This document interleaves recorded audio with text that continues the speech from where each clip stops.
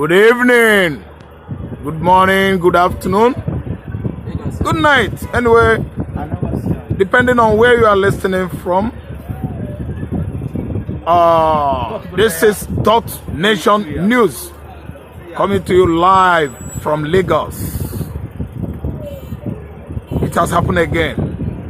What are we saying? The kind of porous insecurity we have in Nigeria is on alarming rates, to the level that the barracks, military bases, police stations, all the establishment housing Nigerian military hardwares, equipments are exposed or prone to attack, to insecurity in such a way they could be stolen.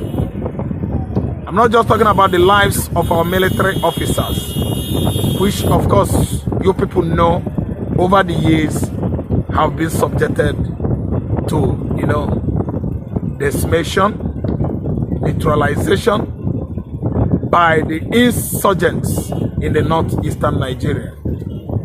What am I trying to say here? Last week, over 3 military bases in Nigeria, in the northeastern Nigeria state of Borno, region of Borno, were attacked. The whole military equipment, armored cars, military officers could not be accounted for during the filing of these reports.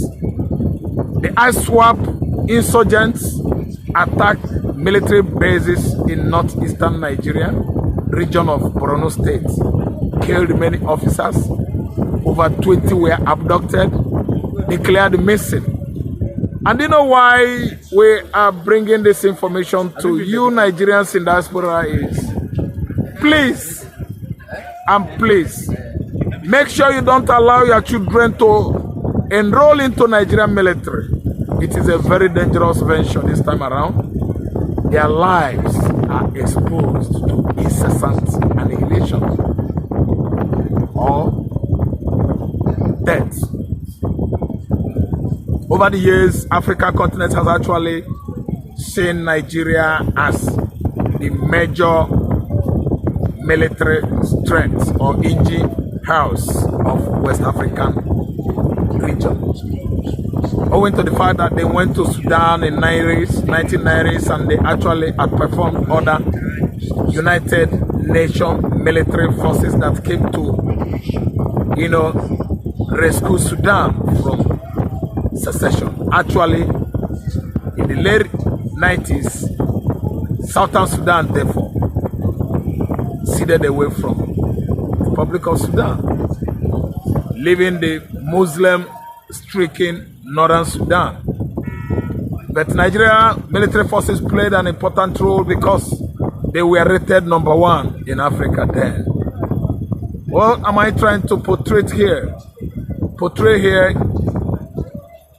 In Namibia, 1989, Namibia independence, the military contingent and police forces sent by the United Nations organization, they actually performed well.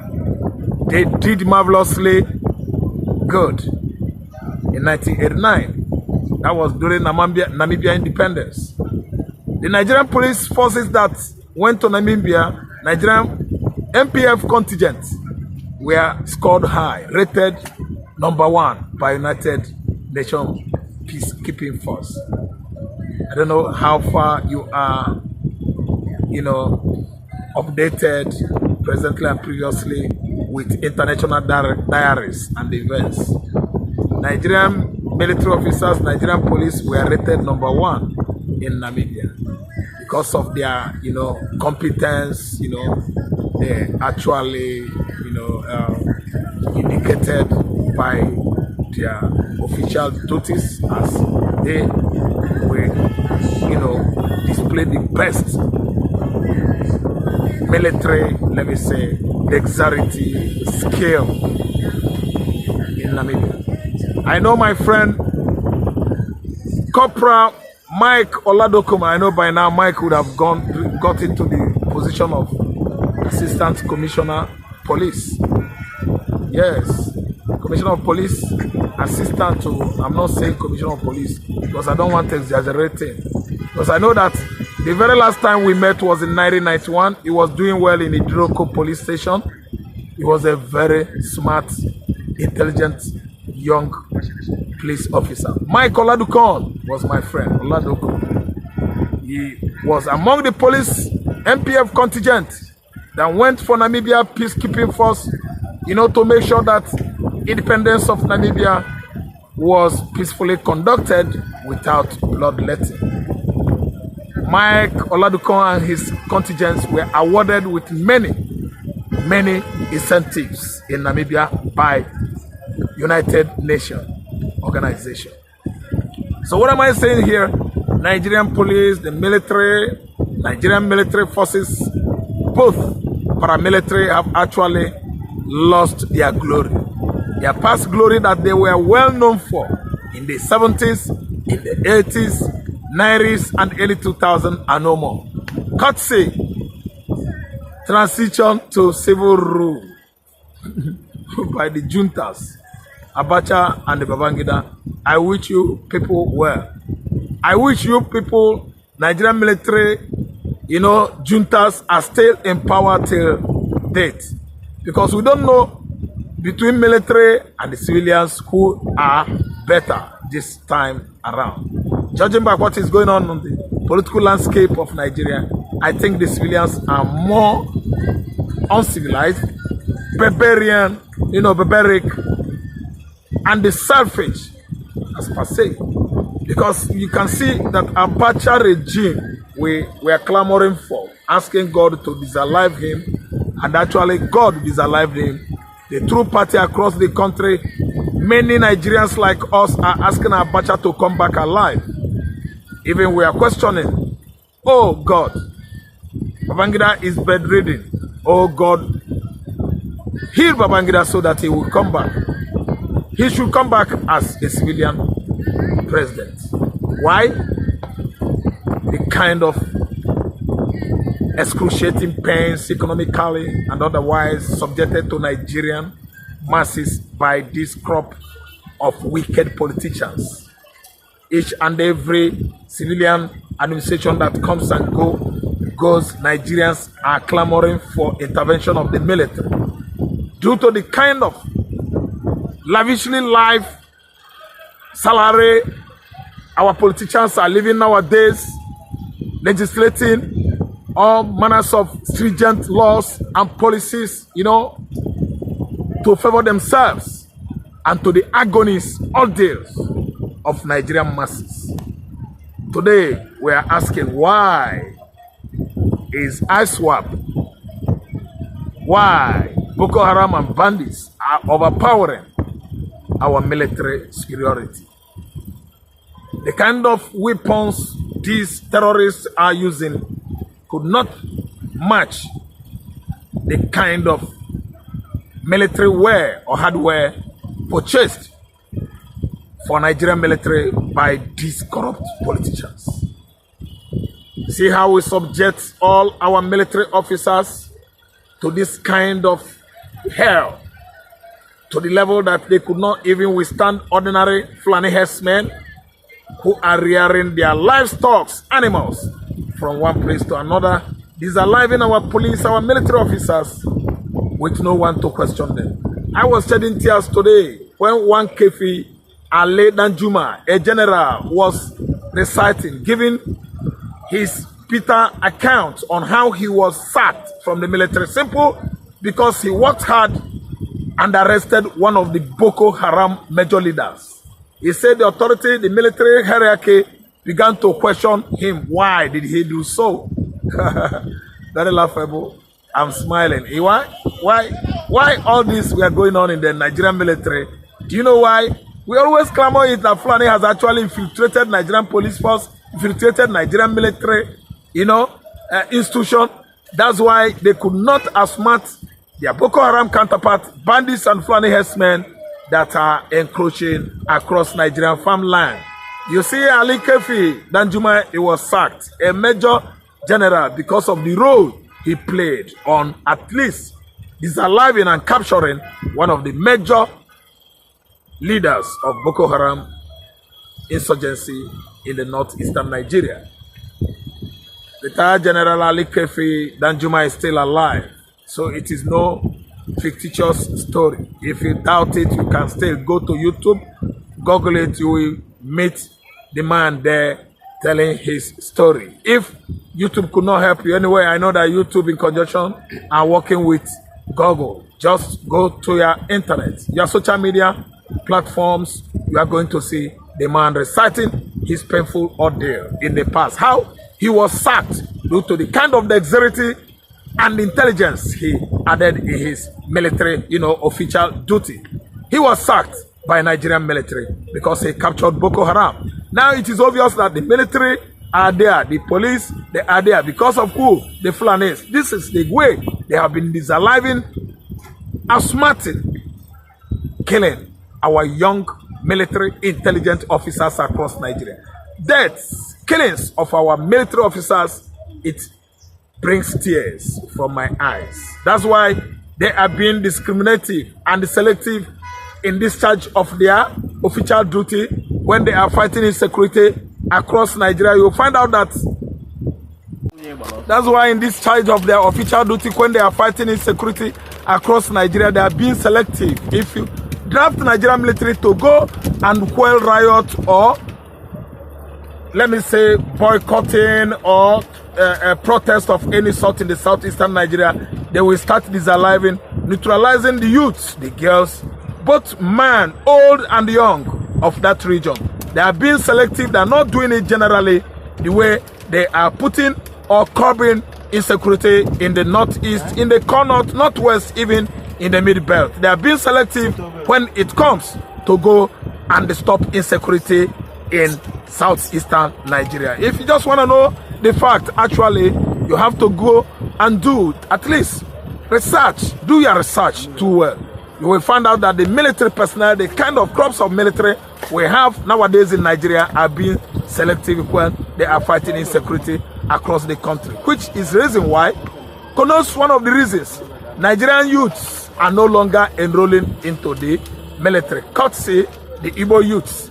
The Igbo youths this year, nobody has come out to enroll into the military because of their modus operandi. They know how they operate this time around. They actually become selective, discriminate against, fighting war against insecurity in Nigeria. When it matters most, if there's any trouble in the southeastern Nigeria, Nigerian military will go to the trouble spot, kill everybody at sight, set the buildings on fire. Look at what happened at Okoma community. Okoma community, they killed many local chiefs and traditional rulers, killing many youths. Why?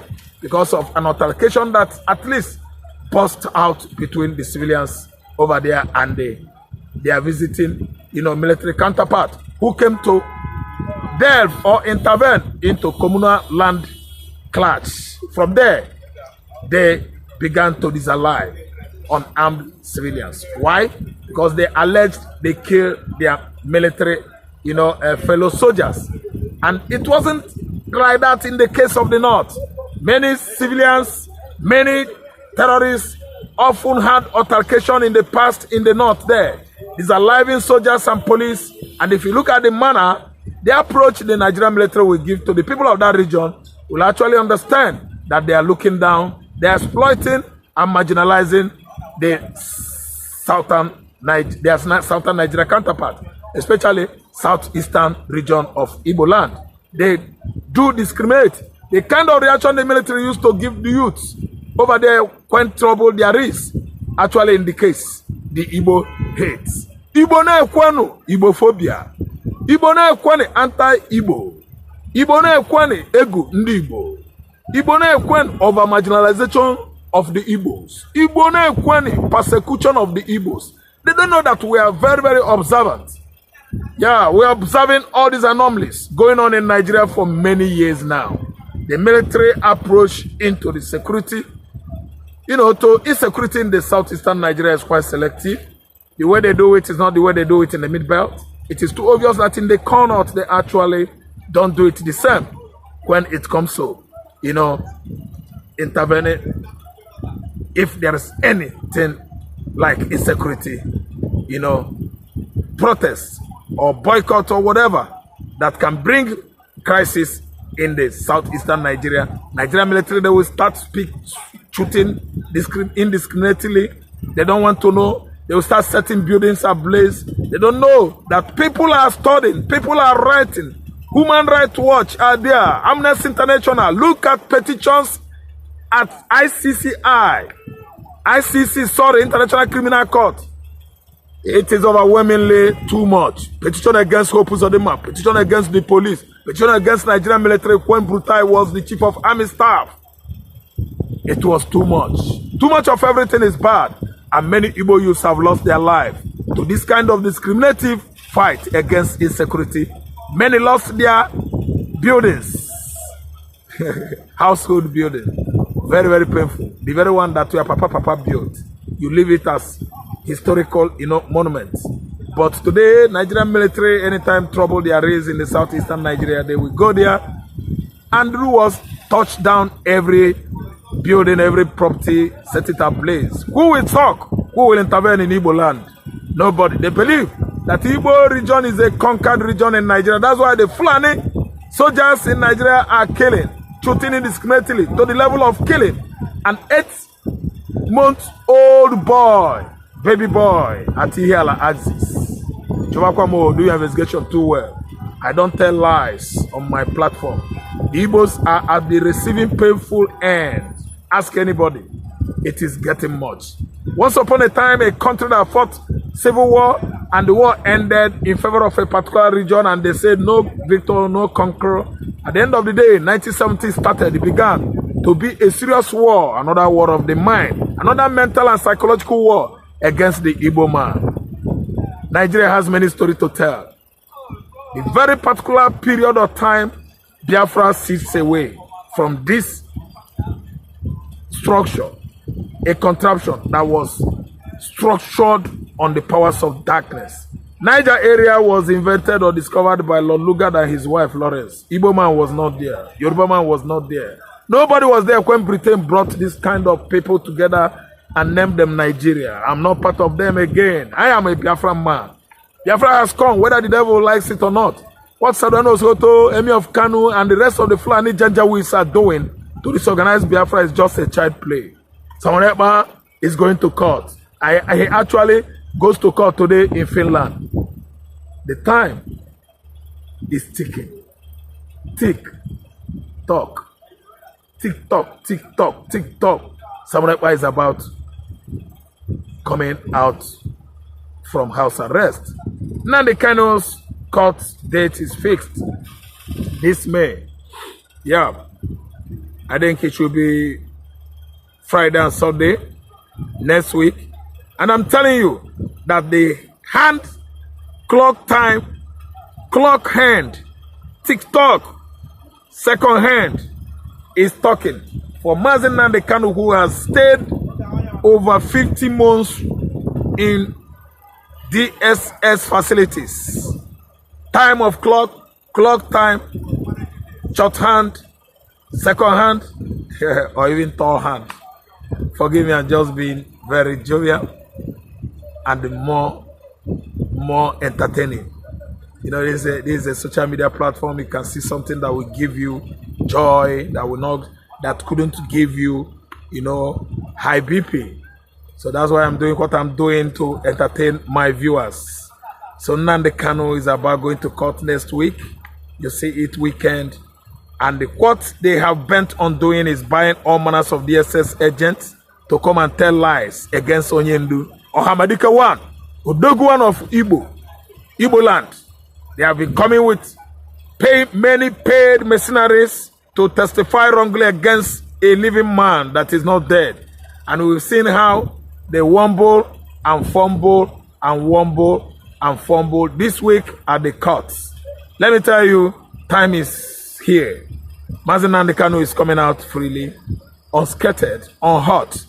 And that is when another version of Biafra agitation begins. Thank you for listening. and watching. You are my good, highly esteemed viewers. Please subscribe from my YouTube channel, Dot Nation News channel. Subscribe, click the like button, share with all your contacts in WhatsApp, especially X, that is the former Twitter, Instagram, every platform you find yourself. Help me share with your friends. God bless you all. You are the best. Thank you so much for watching.